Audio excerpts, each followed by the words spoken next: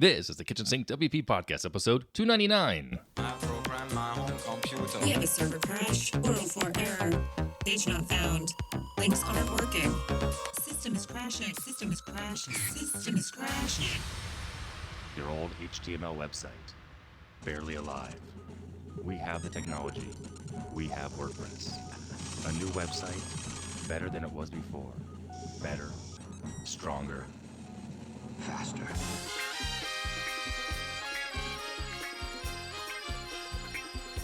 We have the technology.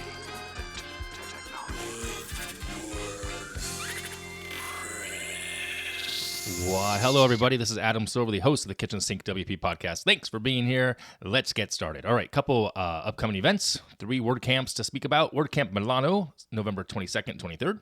WordCamp Lodz, November 22nd through 24th. That's out in Poland.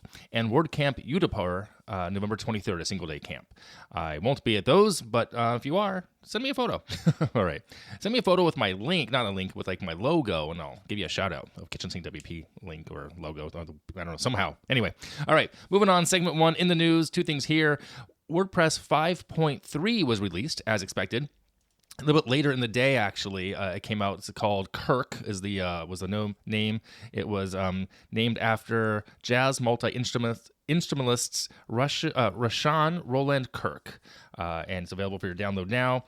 A lot of improvements, block editor improvements, expanded design flexibility. The new theme is there. 2020 is now officially out. And you know what? Actually, 2020 has gotten a lot of love. I haven't dived into it. Anyway, I might look into it. But it's gotten a lot of love out there in the world.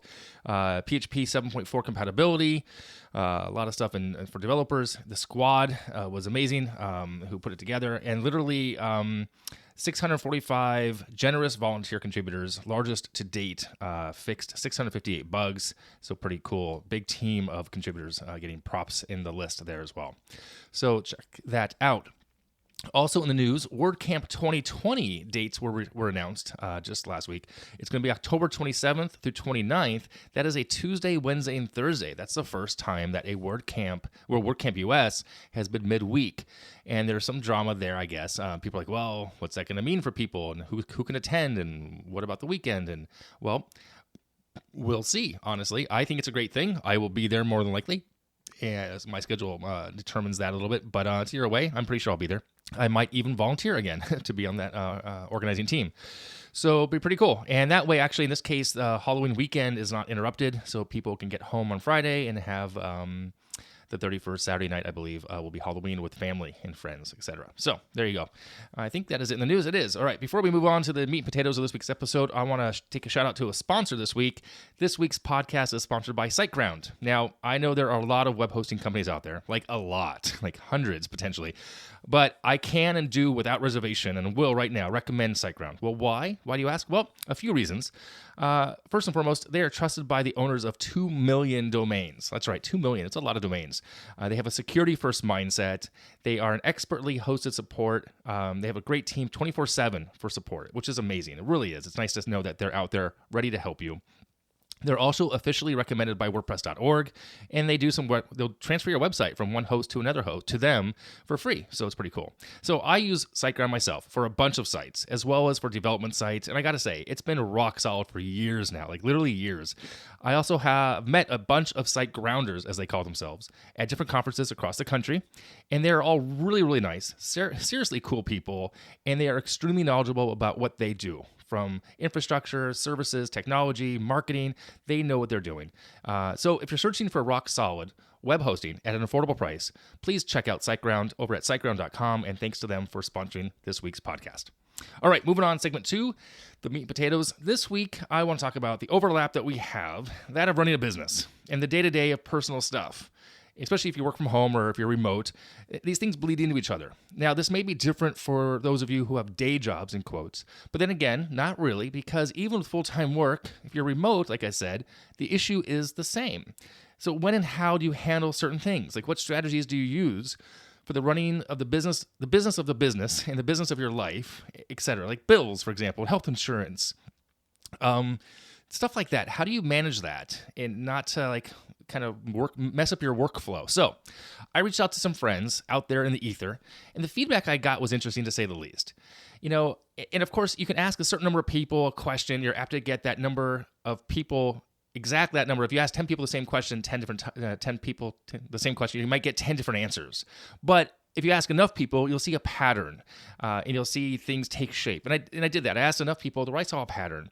And I broke things down into, I believe there's three categories, three methods, if you will, and how people deal with the business of the business. And what I mean by that, really, like I said, it's the day-to-day running of your business, the financials, the stuff, the minutia, if you will. And then also, like, how does that kind of play into your day-to-day life? Because a lot of that is overlapping. So with that said, the methods are this. There are a couple of methods here. Method one is denial.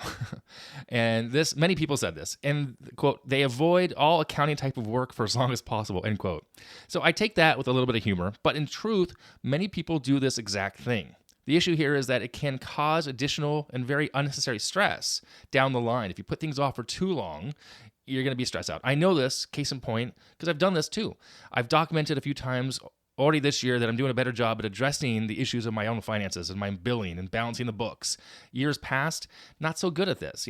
Putting things away, putting things on the back burner, well, eventually they're going to burn up, right? It's kind of a weird way to say it, but denial isn't the best way to go here. Okay, so that's one of the methods that came across.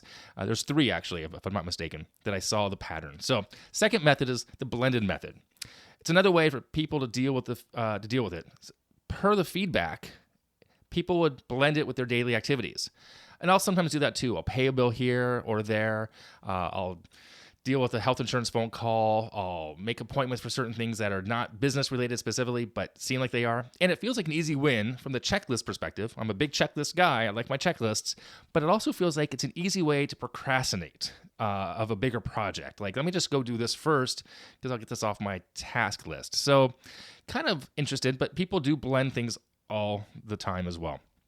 Just when stuff pops up, they take care of it. And that's not the best way, in my opinion, possibly to deal with it. So, and then lastly, the most popular way was this.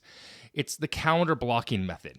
So what was received in this information was that people have specific days where they focus on specific tasks. Many people picked Mondays or Fridays, being either the beginning of the week or the end of the week to kind of start or end that way, or even the beginning or end of the month.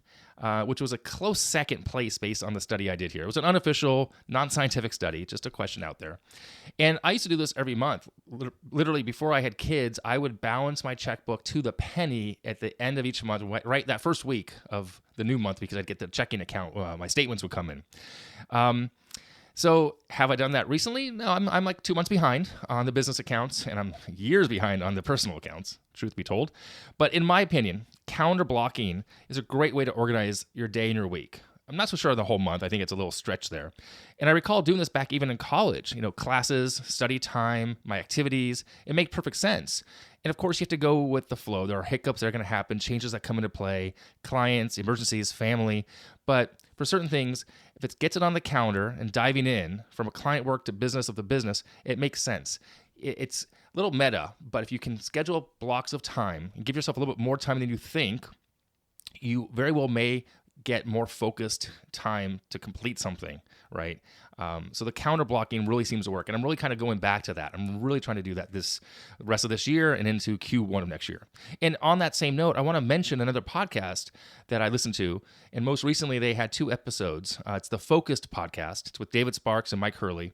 David Sparks was on episode 103 of this show. And on episodes 84 and 85 of their show, they talk about these things. One being focus is a new superpower. The other one is being calendar applications and services and things you can do to manage your calendar better. So I recommend those 2 episodes. I'll link to those in the show notes as well.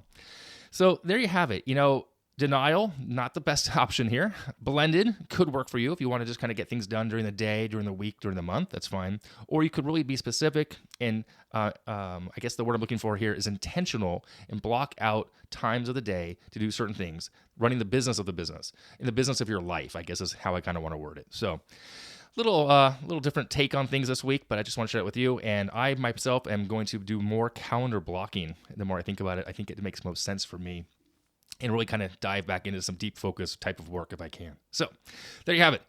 Moving on, segment 3, tip and tool of the week. This week's tip and tool, it's a service. It's called WPAUDIT.SITE. It's run by Aruba Ahmed. I met her at WordCamp US. She's awesome. This was supposed to be a surprise, but a mutual friend of ours mentioned it to her that I was going to mention her service. I have no true connection to the service. I'm not an affiliate or anything. She offers a service to quickly audit your WordPress website, to checklist, formatting, SEO, meta tags, etc. There's a fee attached to it as well. You can do it yourself, or you can hire her to do it, but she gives you this checklist over at WPAUDIT.SITE. And actually, if you want to hire her, she did reach out to me on Twitter. If you use the code KitchensinkWP, you'll save 20%. So thanks to Aruba for that, and check it out. All right, let me wrap it up. If you have any questions, go ahead and send it in via email, adam@KitchensinkWP.com, or use the speak pipe function on the website. If you want to support the show, become a Patreon. We'd love to have you as a Patreon. If you want to sponsor the show, you can do that too. Form on the website. Thanks so much for listening. Now go out and do some awesome things with WordPress. See you next week. Bye-bye.